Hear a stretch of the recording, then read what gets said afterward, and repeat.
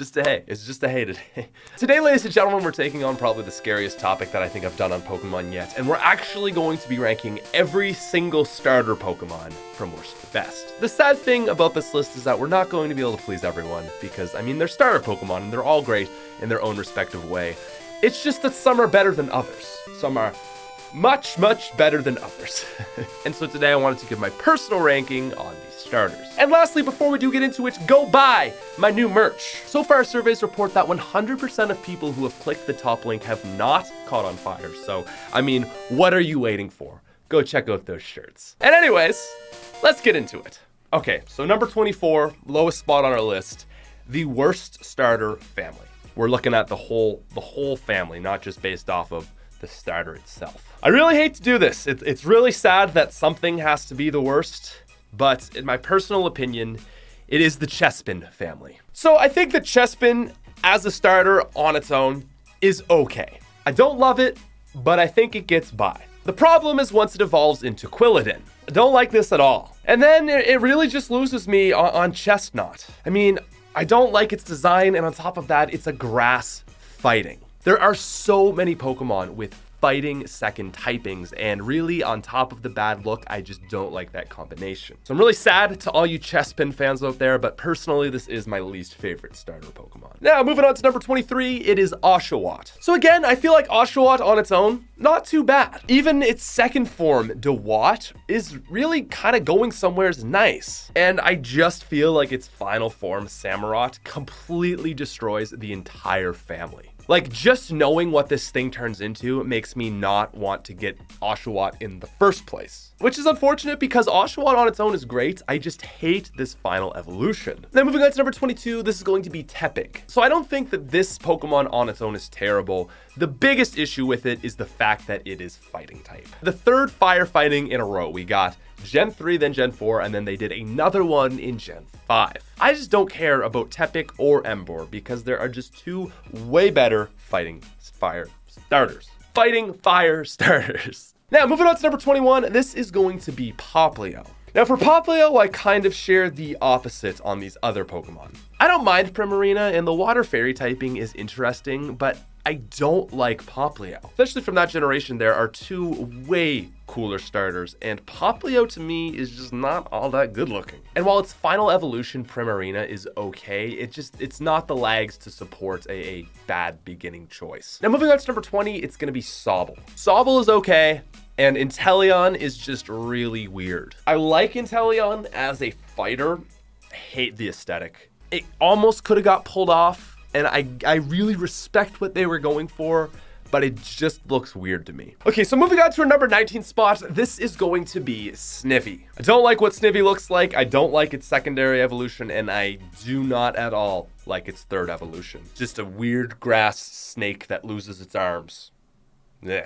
But if we're being honest, I feel like that's really it for starters that I kind of dislike. Because at number 18, this is going to be Fennekin, which is actually a starter that I don't dislike at all. I just think there's a lot of starters better than it. Its final form, Delphox, is kind of weird and creepy, but it almost does work. So it's not really my favorite, but I don't dislike it either. And the last thing about this Pokemon that is kind of neat is the fact that it's a fire psychic. I really like psychics, and it's a very cool secondary typing for a starter. At number 17, we have Turtwig. I understand that a lot of people really like this line, and I feel bad putting it this low. Again, I just think there are that many better starters. Torterra is sweet, Turtwig is super cute, and unfortunately, it's only number 17. Okay, at number 16, we have Treecko. I think there's a small community of people that absolutely love Treecko, and especially Sceptile, but I don't. Treecko is creepy to me, and honestly, the entire family just gives me a bit of a weird vibe. It's like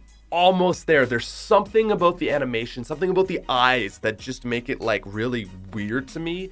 And if it was changed, I think I would love it, but I don't, and it creeps me out a little bit. I feel like I should love this thing more than I do. And actually moving on to number 15, this is going to be Chikorita. Now, Chikorita is often put at the very bottom of lists because, well, Chikorita's not very good. Like, seriously, running a game of Gold and Silver or Heart Gold and Soul Silver with Chikorita sucks. Just a bad starter that doesn't really have very good move pools and is weak to, like, everything. The first two gyms in that game are flying and then bugs, so it's like, dude, I I can't do anything. But with that said, I kind of like the design of Chikorita, and I really like the design of Bayleaf and Meganium. So honestly, I think this family is pretty okay. Now, moving on to number 14, this is Scorbunny. Might be a bit of a surprise, but I'm really not a huge fan of this starter. Scorbunny is okay. I think Raboot is probably the coolest of the three, and Cinderace, its final evolution, just doesn't do it for me. Now, at number 13, we have the Generation 7 Lytton. I love Lytton. Its second form, Terracat, is just basically still Lytton. And oh my god, I really like Lytton. Torracat just feels like still Lytton, and Incineroar has given me PTSD. So honestly, if you're upset with this placement, you can thank Super Smash Bros. Playing against Incineroar in Smash Bros has actually contributed to me not liking this Pokemon. Anyways, moving on to number 12, we've got the final Generation 8 Pokemon, Grookey. I like Grookey. He's cool, but he does not stand anywhere near the best starters. He's my personal favorite of the starters. Rillaboom is also pretty cool, but they just don't have what it takes to be a top 10 starter. And even more sad, at number 11, it's gonna be Chimchar. Now, I really like Chimchar. I think he's a really cool Pokemon, and I've got a lot of love for Infernape, the final evolution, as well. But listen, Chimchar, Infernape, you got here second, okay? You're not the first firefighting. You're not as bad, and you're not as annoying as Emboar, but you gotta get out of here. You're cool, and you're great, but you ain't Blaziken. Now, at number 10, it is the Generation 1 Bulbasaur. Okay, so I really like Bulbasaur, and in my last video, specifically Bulbasaur, I ranked it higher than Charmander. As far as an entire family goes, I do like the Charmander family more, but Bulbasaur I still think is really cool. Ivysaur is like okay. Venusaur to me is really neat, but again, I just don't love its move pool. In the later generations, grass starters feel pretty good, but in the early days, man, like grass just it wasn't it. I mean, technically in Generation 1, choosing Bulbasaur would give you the easiest and best advantage, but its still later game wasn't great. And that was the problem. I like the family, but I just feel like it's a little bit weak compared to the other two. Now, moving on to number 9, we've got Piplup. So Piplup is really cute, and I feel like that's all I need to say. If you don't like Piplup, we got beef, and that's it. Now, moving on to number 8, we've got Cyndaquil. So fun fact about Cyndaquil, if you don't pick this Pokemon in Gold or Silver, you basically don't get a fire Pokemon. That game is just lacking fire Pokemon, so Cyndaquil is a very big and important Pokemon in that game. I mean, I love the family, Quilava, Typhlosion, Cyndaquil. It was actually the first starter I ever picked in Pokemon because Silver was my first game. And I love Cyndaquil, but